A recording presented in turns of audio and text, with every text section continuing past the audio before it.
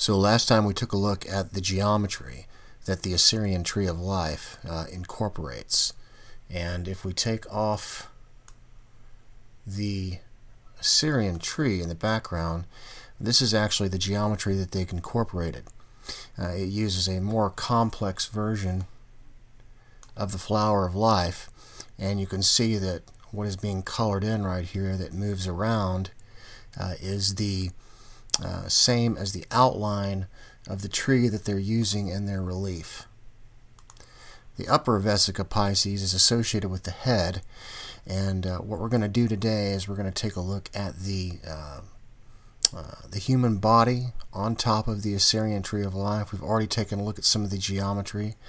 There is one more piece of geometry I wanted to show you really quick I thought you might be interested in seeing, and it's how they incorporated phi, or the golden ratio, into this as well. So if we take a look at this thing right here, and if we use the winged disk as the center of our vortex, and the very bottom of this thing as the extension of the golden spiral, we'll see something really interesting here. So if I stretch this golden rectangle out and use this area right here as the center, what you're going to notice is that the top of the wings to the bottom of the tail feathers covers this area that you see right here. And if you back out again, the rest of it, this line to this line down here, you can see how those fit right in there, and so they have also incorporated the golden spiral into this as well. But this is also the same as what we would see if we were to paste the human body on top of this as well. The human body from the sacrum to this area here, and then from there to what we see as far as the line that goes across here would be the very top of the brain. So I thought you might be interested in seeing how the golden spiral is incorporated into this this drawing, or this relief right here. So now let's take a look at the human body, and I want to show you some very interesting things about it and associated to the relief. First of all, we'll take off the relief itself. Let's just take a look at the human body. And I want you to take a look down here at the bottom where the sacrum is. So the sacrum comes down and it ends right here, basically behind this bone that you see right here. But what I want you to notice is that you have two holes, one here and one here. This is actually an MRI of a person that you see right here. So I like to use these MRIs because it shows us something that we know is going to be accurate, and as far as the human body goes. But there's a very big clue that we get right here when we take a look at this versus the tree of life on the Assyrian tree. We've already seen the Kabbalah tree of life. We know that the Kabbalah tree of life, that this area right here that you see is associated to the bottom of the sacrum. This area is associated to the heart and the center, and this area is associated to the pineal gland. We've already seen this on top of the flower of life, so we've already seen the geometry, and we see how they've incorporated the flower of life into their relief. But now, let's take a look at the human body according to what we see on it versus the relief. So, if we take off the tree of life here, and we're looking at just the body, these two holes that I'm showing you right here, let me turn on the relief, and I want to show you what they have used in order to simulate that. So if we zoom in, if you see these two holes right here, one here and one here, and if you see this dip that goes right here, this dip, this would be where the start of the sacrum is, right here. So it's right around in here is where the start of the sacrum is. Now, if you were to take this human body, for example, and say we were to back out, and just to show you real quick, I'm not going to really move this thing, but if we were to say shrink it. Now remember, when I shrink this, everything is remaining as far as the body goes. I'm not stretching it. or anything. I'm just shrinking it, so all the aspect ratio is the same. But what happens when I do that? Well, what happens when I do that, if I actually move the body down here, you'll notice that those two holes, for example, are now too close together. So we know that we're on the money because if we stretch the body out such that the bottom is of this thing, where the sacrum is where we said it was going to be, the center is where the heart is going to be, and this area is where the pineal gland is going to be, then we know that the holes are going to be right. That's the reason why they're separated the correct distance from each other.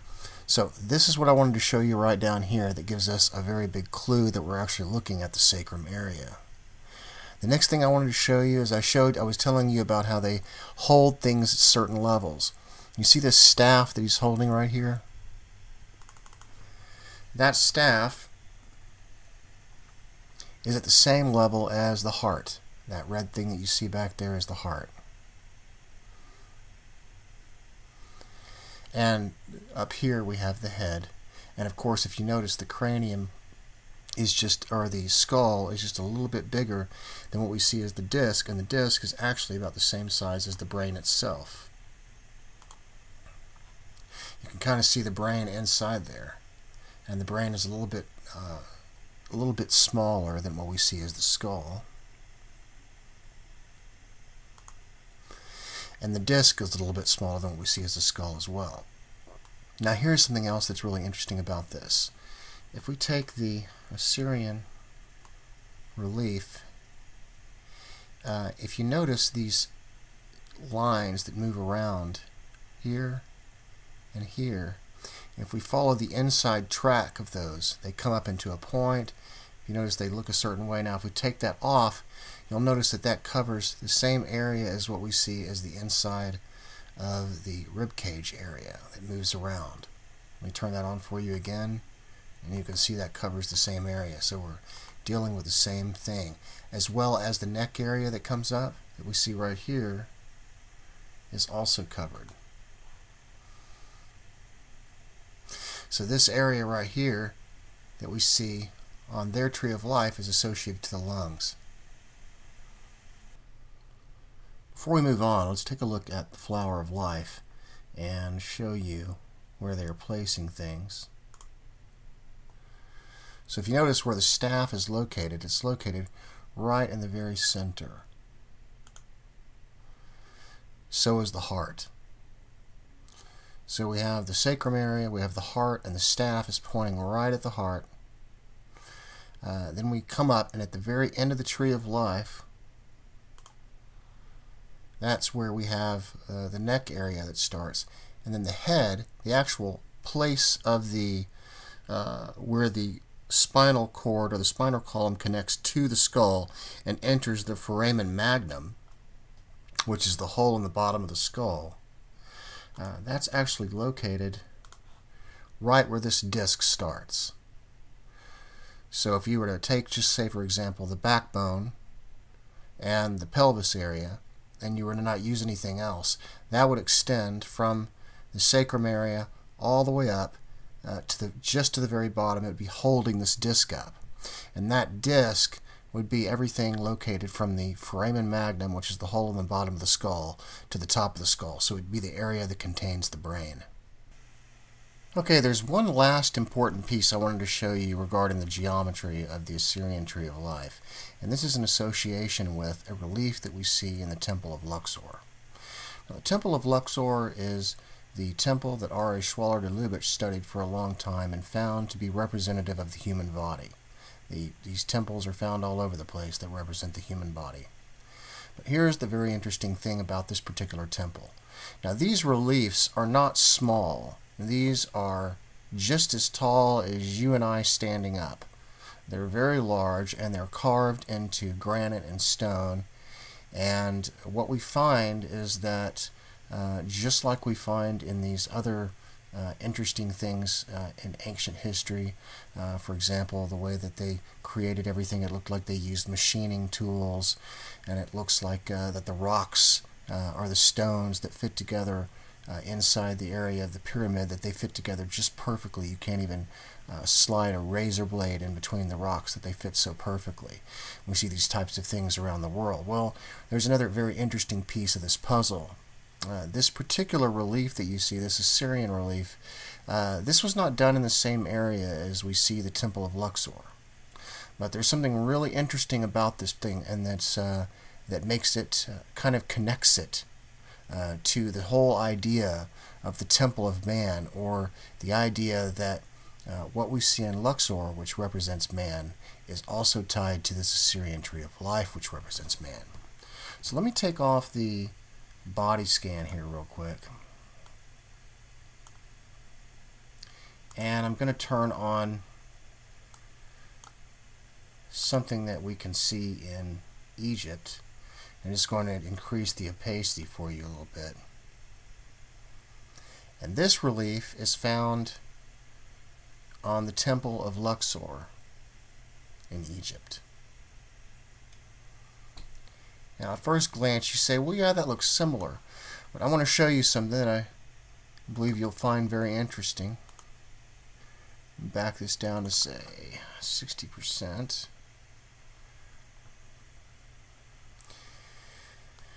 Okay, now let's take a look at the Assyrian tree right here, and I want you to notice something really interesting about this particular relief. The people on either side of this tree, if you can notice, they're both facing towards the tree. And what you'll also notice about them with a little bit of careful study is, if you look at this guy right here, his eye, for example, we draw a complete rectangle over to the other side, his eye is higher than the guy on the right. If we draw a rectangle from this guy's eye on the right to the guy on the left, you can see that the guy on the right is shorter than the guy on the left. You can also test this by moving up to the very top of the screen and just taking a look. If we put his eye right at the very top of the screen, you'll see that his eye is higher than this guy's right here. Now, if we take a look at the one from the Egyptian, you'll see that this guy's eye sits at the border of the screen, and it's also higher than this guy. This guy right here is taller than this guy. And if you also notice the width of what you see above this right here is the same width as what we see as far as the winged disc goes that we see right here. So with closer inspection, what we can see is, we say zoom in, say to 100%, we can see that these guys are computer precision overlays. The only thing that's changed, other than their, the only thing that's really changed is the theme. Instead of the winged disc, we see something else. We still have a tree. We take a look at the Egyptian version. We still have a tree, and we still see the representation of a pelvis down here below. Where they're tying the node right here is the same as the node that we see right here on the Assyrian tree. The area where they have the platform is the same area as the top of the Assyrian tree that we see right here. This area right here represents water, so it represents the area where the neck is, or the body is about to connect to the skull. And then we see this area up here in the Egyptian version, which is representative of the winged disc that we see on the Assyrian tree. But these guys are both facing the tree, and we can even zoom down to, or zoom in to, say, 150%. And what we'll see is that even the structure of the nose, the eye placement, and everything is the same as what we see on the Assyrian tree. If we go over here and check this guy, it's the same.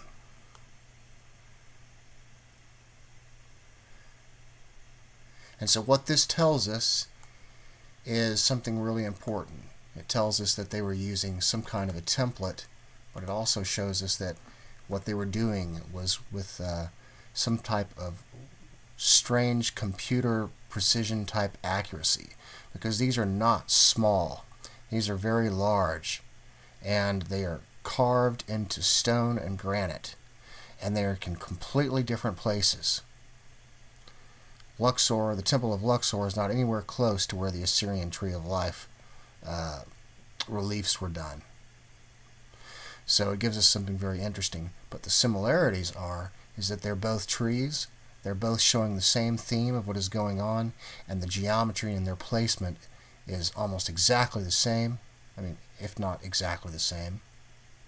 And so this gives us an idea, because the Temple of Luxor, based on the framework of man, we can see is also associated to what we see with the Assyrian Tree of Life, which is also the framework of man. Okay, so now let's take a look at the winged disc.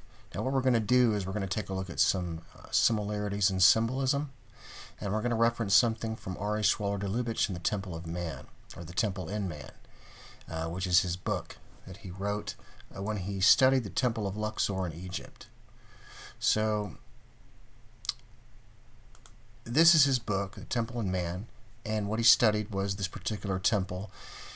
And what he found is that when he moved from room to room after studying the geometry of the temple, he noticed that the hieroglyphs on the walls were actually referencing things associated to those areas of the body which he has placed on top of this thing. So what we see in history is that many of these temples, in fact just about all of them that we see, were always associated to the human body. The reason why is because the human body, if we take a look, for example, in the Bible, it says man is made in God's image. So when they designed a temple, they designed a temple and made it like man because it was more representative of God, since man was made in God's image. And we see this all over history. We see it in the Gothic cathedrals as well. What I wanted to show you about the winged disc, or the head area, is actually on page 51, and then I'll show you some symbolism associated with it. And he says here, it is interesting to find this organ contained in an external bony framework, like the carapace of an insect. This characteristic, like the sutures of the skull and the entire shape thus formed by the crown of the skull, could be compared with the image of the scarab, a theme treated in Egypt, especially under Thutmose III and Menaphos III, the builders of the Temple of Luxor. The builders of the Temple of Luxor. Now what he's showing here is a very crude example, which I'll show you a better example of here in just a second. This is what he's actually trying to show you. He's trying to show you the scarab beetle versus the skull. This is actually an image of the top of a skull, and you can see the sutures, and what is the same as we see between the human skull and the scarab beetle. Now this is significant, because what we actually also see in Egypt is we see this particular image right here, and this image that we see right here is the winged scarab, and the winged scarab would be the same as a winged skull. So when we take a look at the Assyrian Tree of Life, we also see the winged skull in comparison to the winged scarab. Also take a look at Hermes Trismegistus there on the left. He's holding a staff with wings at the very top of it, which is the staff of wisdom, and we see the serpent, which represents Kundalini moving up the staff. You see that his head is actually winged, which is the winged globe, which is another association that we see, or similarity that we see in history, showing us that these are the same. These are various winged discs that we see in history. Here's Egypt. If you notice what they call streamers coming off each one of these, here is a winged scarab, and you can see the similarity there. This is Farabahar from Iran. You can see it's a winged disc. These are all winged solar discs. You can see the streamers there. This is a winged disc associated with Assur, or Osiris. And we know Osiris is the same as Marduk, and we have the winged disc sitting on top of the Assyrian Tree of Life. Here's another one, Sumerian with streamers, same thing. And then here we have an ancient Sumerian seal. It shows the 3 stars of Orion, and we can see the winged disk right here. And what do we have right here is we have the Orion Nebula. And the Orion Nebula is the representation of a star. It is the representation of what we were looking at when we saw the Tree of Life. That solar disk at the very top was not our local sun. Our local sun represents the heart. What represents the brain is outside of our solar system, and that represents the spiritual sun, which is located in the Orion Nebula area. And we take a look at this as far as thunderbolts.info. This is exactly the way things are created. If you take a look in Kabbalah, you can see that if we take a look at the Tree of Life, the Tree of Life, we have up here, we have the Orion Nebula, which represents Orion. It represents the brain, the solar disk that we have at the very top. And what it's mentioned in Kabbalah and many of the other ancient texts is that all the planets and the sun were created by means of a lightning flash.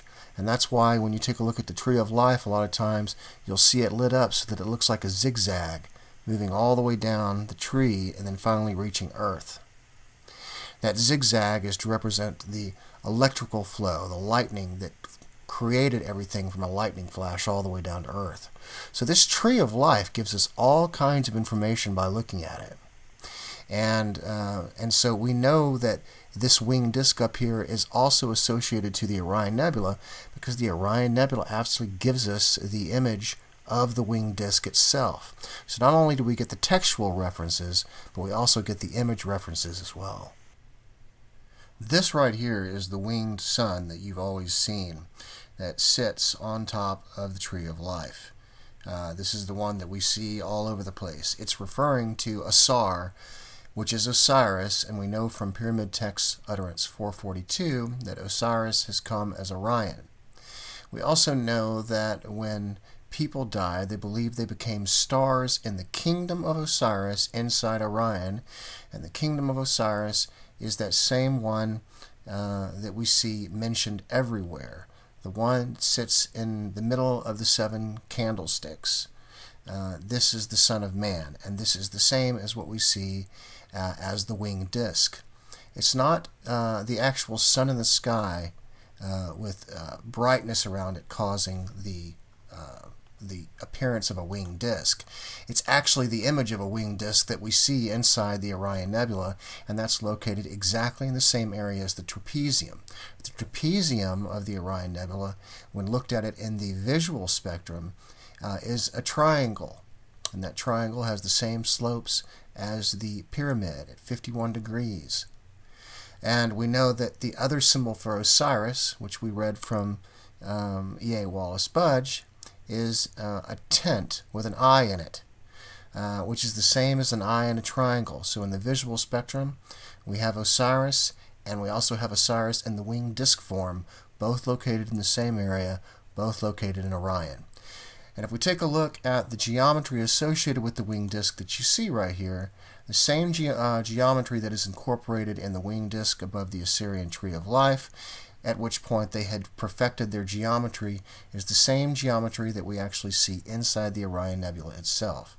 The diamond shape that you see right here covering this area is the same diamond shape that we see right here as we do the transition all the way into the area, which is the center of the very center of the Orion Nebula, where NASA believes there to be a black hole there, or thunderbolts.info believes there to be a plasmoid. Whatever you want to call it, it is some kind of a vortex, and this is something I discovered a year before NASA did. So this is actually your winged disk that you see all over the place. And just like the seal that I showed you from the ancient Sumerian seal, where they show the 3 stars of Orion, they also show the location of the winged disk, and that is the Orion Nebula. So remember, when we're looking at the Assyrian Tree of Life, this up here represents the cosmic sun, or the solar disk. This is not the same as our sun. Our sun, which you see right here, which is beauty, that represents the sun in our solar system. That's our local sun. So as you can see, the Kabbalah tree of life is both a macrocosm and a microcosm, both having a similarity as far as man is concerned. The very top here that we see related to the head area is the winged disc. Now, there's another piece of this that we can confirm that also shows that this is Osiris. Remember, if you're going to become a star in Orion, in the kingdom of Osiris, the best place to become a star in Orion, or the most logical place, would be a place where stars are born, and that would actually be inside the Orion Nebula. But to confirm this even more that we see, we have the scarab beetle shaped like a skull. It's a winged scarab beetle. You can see that the backbone coming all the way up here and reaching the winged disc is the same as what we see as Hermes' staff. Hermes is wearing wings on his head, which shows that his head is a winged globe. All this points to the fact that this represents the head area. But on top of that, we have one more thing we can take a look at. When we go into the later art inside the cathedrals, Michelangelo painted the Orion Nebula. But what did he also paint? He painted a brain. Because this is the brain of the macrocosmic system. It is the Orion Nebula. And we can see that he painted a brain, and I've broken this down into detail for you in other videos, that these areas correspond: the fornix, the corpus callosum, the different folds in the brain like the cingulate gyrus and these types of things. We know that he painted a brain, and we've already confirmed there is no dispute. There has been no dispute at all, and we can easily provable that he painted the Orion Nebula. And if we take a look at close-up images, how he did this, we have no idea, because he did this 100 years before the first telescope, but he painted the Orion Nebula. So he painted both a brain and he painted the Orion Nebula. So when we come back here to our macrocosmic system, we know that the Orion Nebula contains a winged disk in the middle of it. We know that it is associated to the brain. We see it from Michelangelo's drawing. We know that these winged discs are associated with Asar and Osiris is associated with Orion. So when you put all the pieces together of this puzzle, you can see that the macrocosmic system, the brain of the system, is the Orion Nebula. The heart of the system is the sun. So the sun receives power. It receives power from the brain and then pulses out to all of the planets in our solar system. And this is also confirmed by thunderbolts because stars are created in cosmic filaments called Birkeland currents. And then our sun, in turn, charges the rest of the planets in the solar system. And that's kind of the way that the macrocosmic body works. So anyway, I hope you enjoyed this and the geometry behind it. I wanted to put the pieces together for you in a different way. But this pretty much shows you what the real meaning of the Assyrian tree of life and many other trees of life that you've seen, including the macrocosmic and microcosmic versions of the Kabbalah. You can now kind of see a little bit better about what they mean. The brain of the system is the Orion Nebula, and it is what we could consider the firstborn of the infinite. It is the firstborn because from there all the other things were created. So it came into existence first into the material world, which represents the pineal gland of the system, and then it created Orion, the Pleiades, and the constellations of the southern sky that we see in the Bible. It created the different planets, and all of this because it is the atom cadmon, or the brain of the system, and it creates everything from its lightning flashes.